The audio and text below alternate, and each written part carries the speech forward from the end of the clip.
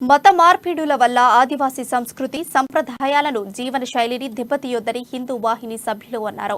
ఆదిలాబాద్ పట్టణంలోని ప్రెస్ క్లబ్లో ఏర్పాటు చేసిన మీడియా సమావేశంలో ఇటీవల చోటు చేసుకుంటున్న పరిణామాలను తీవ్రంగా ఖండించారు. బలవంతపు మత మార్పిడిలు సరికావని ఈ చర్యను హిందూ వాహిని తరఫున తీవ్రంగా ఖండిస్తున్నామన్నారు. మతం మారడం వల్ల మనిషికి కలిగే ప్రయోజనాలు లేవంటూ ప్రశ్నించారు. వైషమ్యాలు సృష్టించి ప్రశాంతంగా ఉన్న ఆదిలాబాద్ జిల్లాను అల్లకల్లోలం చేయొద్దని హితవు పలికారు. మిథిలాపురంగా పిలువబడే ఆదిలాబాద్ జిల్లాలో ప్రజలందరూ సస్యశ్యామలంగా జీవిస్తున్నటువంటి సమయంలో కేవలం మతాలపై చిచ్చురేపి కేవలం సమాజం మొత్తంని కాకుండా అందులో ఉన్నటువంటి కులాలను సపరేట్గా చేస్తూ కులాలు అదేవిధంగా అన్ని కులాలు కాకుండా ఇంకా ప్రత్యేకంగా ఆదివాసులని మతం మార్చడం యొక్క విషయంపై హిందూ వాహిని ఆదిలాబాద్ జిల్లా కమిటీ ద్వారా ప్రెస్ నోట్ ఇవ్వడం జరుగుతుంది.